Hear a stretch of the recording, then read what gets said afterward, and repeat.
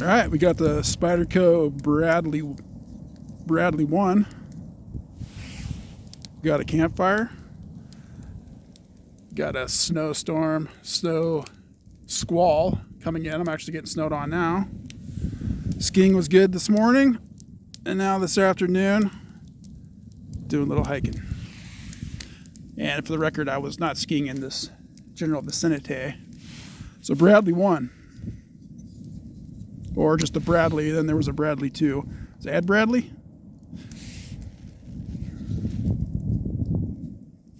Gayle Bradley.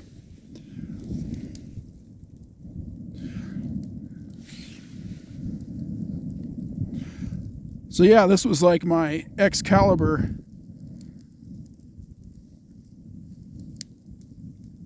kind of bushcraft carving knife. I'd always been kind of wanting to get one. Finally, I was able to pick one up. I got it about a month ago. So specs wise, 3.44 inch blade and a 3.2 inch cutting edge. It's pretty efficient. M4 steel, hollow ground. I haven't touched it, and this knife is new, came new, and definitely does have the factory edge on it, but I don't know if it's going to turn out very well. But the tip, it's kind of tipped, unless it's supposed to be like that. I don't know, because it is buffed out. It's not like somebody dropped it and it bent over. I mean, it's literally like the tip is just kind of removed, so I'm gonna have to work on that. See if I can get that to focus. Anywho, so yeah, carbon fiber handle, Spyderco pocket clip, liner lock, nice thick liner lock, and a protected liner lock. There's no like cutout to get your thumb in there, so I like that. So kind of like, let's see here, I also have the Spyderco Stretch 2. Man, it's kind of cold. My hands are kind of cold. I don't want to drop these bad boys on me. So yeah, size-wise, kind of comparable. But the Bradley actually has more cutting edge, effective cutting edge.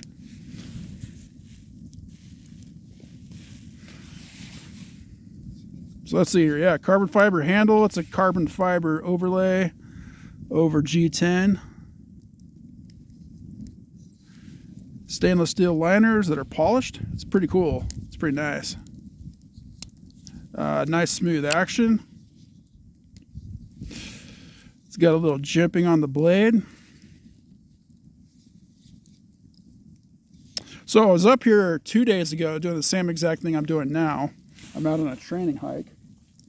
So I was trying to load my pack up with kind of just extra weight.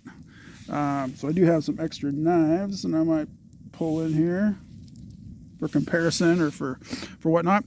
Anyway, what I found is, being out here, is, for example, I also have the Cold Steel Bush Ranger, which I've modified the edge on. See if I can get that to focus. Still has some Sharpie on the blade. Yeah, there we go. So I try to lay that edge over, kind of working it towards, it might be convexing a little bit, but I'm trying to work it kind of towards a Scandi. And it's just kind of a very aggressive edge now, which I want. So point being that when I'm trying to like remove, like if I'm carving a spear or like carving a piece of wood or something like that, that's very aggressive. It takes like, it just bites in, takes a lot of wood off this edge. And what I do is I just use a Spyderco sharp maker generally, besides that little modification I did on that edge. And apparently it puts like a 17 or so degree angle bevel. This one, I don't know what this is sharpened to.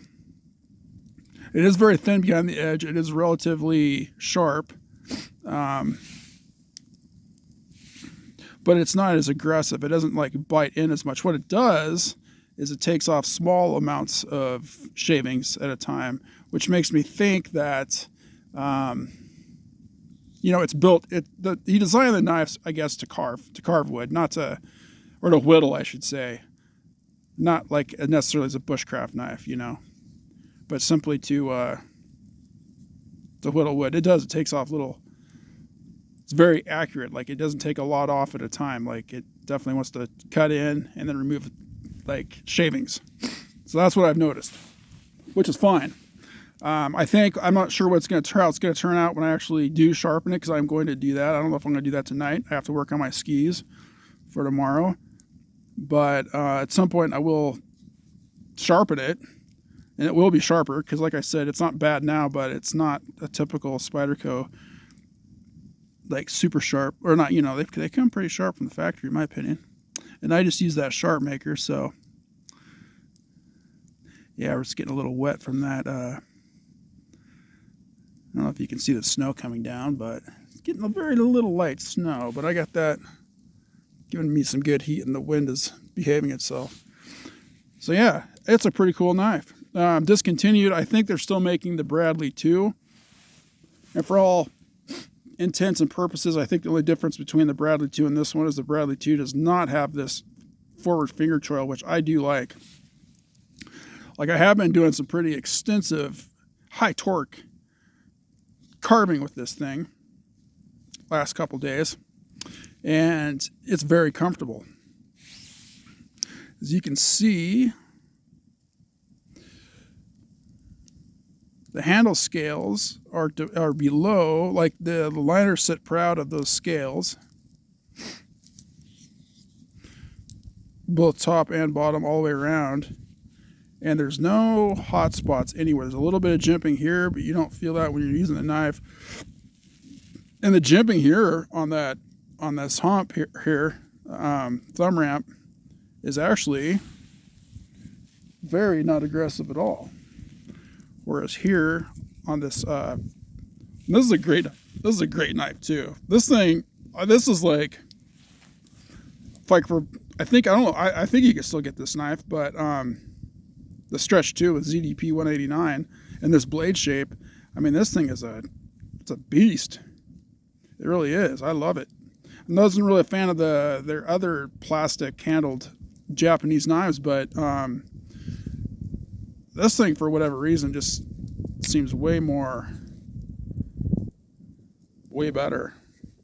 So yeah, but the jimping on this sucker is aggressive. You got it down here too, and yeah, on the Gayle Bradley, you don't have the jimping here, and it's nice. It's very comfortable in hand. One thing I've noticed, the only hot spot I'm picking up, and this knife came this way, I noticed the other day, and I noticed it today as well, but the tip up pocket clip configuration, you do get a little bit of, you can feel it when you're using the knife in this configuration. So I think I'm going to do is I'm going to put up here for tip down carry and see how that goes, see if that makes a difference. As I did that on the on my Endurette, it helped. I can't remember quite what the handle width on this knife is, though it's definitely adequate. I think it's somewhere around 4400ths or ½ inch, somewhere in that range.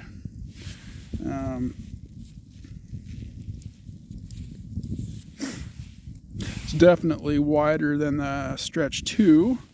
And then I also have my good old standby Benchmade AFO, which is wider. And it's a pretty comfortable handle as well.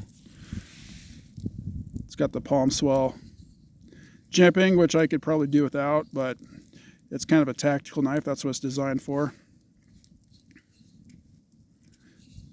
And it's comfortable. And I carry it specifically tip down because the way that it falls right in the middle of your hand when you're using the knife. No forward finger choil on this one, but you can definitely choke up.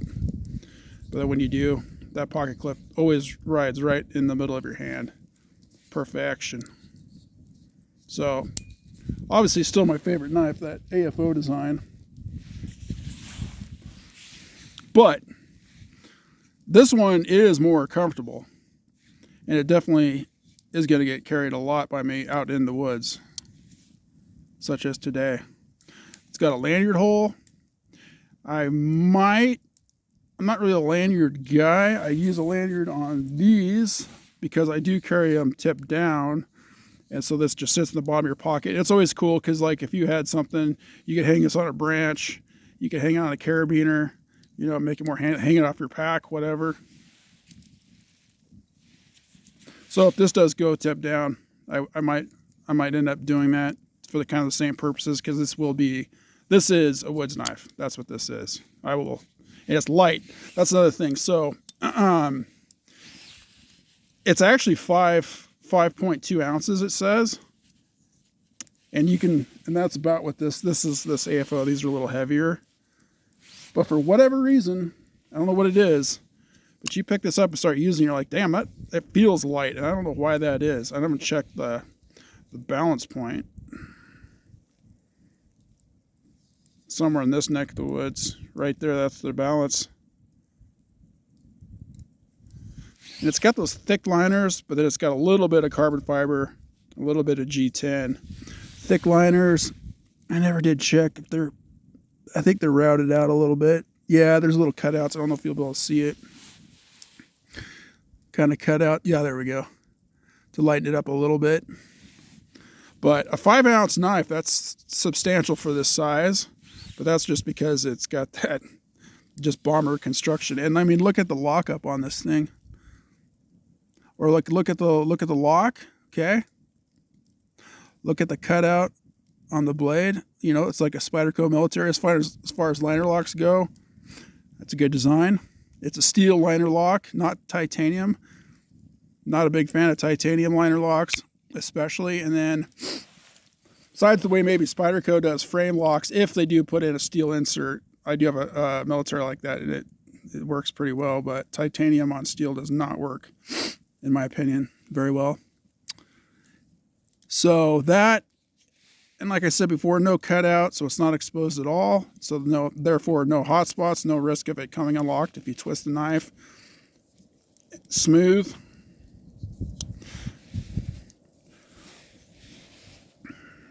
Perfect centering. Just a fun example. I'm very happy to have it. So if you do come across one of these, if you've ever been looking at these, I highly recommend picking it up. And then I don't really get a whole lot of, I'll see how this goes, but like a whole lot of rust or anything. Because I've had this for not a year. I can't remember when I think I got this last spring. So coming up on a year. Seen a lot of work. I still have some, I don't know if I pointed that out, but I do have Sharpie on this one too. It's because ZDP 189. Also have one of these with a G10 handle, because I think I saw that they were going out of stock. So, or being discontinued, I think I snatched them up because I'd always wanted one. And I do like that blade shape. And I've carried this a lot, not for work, but for stuff such as this. Sorry if I get that sucker to focus in. There we go. So yeah, it's got the ZDP 189. And point being, again, I'm kind of rambling as usual, but it's kind of cold out. I'm kind of hyped up. It's kind of a bear to sharpen. Like everybody says, it's not hard to sharpen. It just takes longer. So I don't know what bevel this one came sharp. I did kind of dull it out though, the factory edge over the course of days off during the summer and whatnot. And then this last fall. So I did go to sharpen it, and I did end up putting it, so it must have had a little bit more obtuse than or a higher angle than that 17-degree angle I put on with the sharp maker. It took a while, still kind of catching up, but it's definitely coming around. It just takes, like everything you do, every step of the way, it just takes a little bit longer, but you end up with a good product, and it's definitely shaving wood very well. So, back to this. I will put I've got that Benchmade Contigo with M4. What other knives do I have with M4 that I've sharpened quite a bit? I like M4.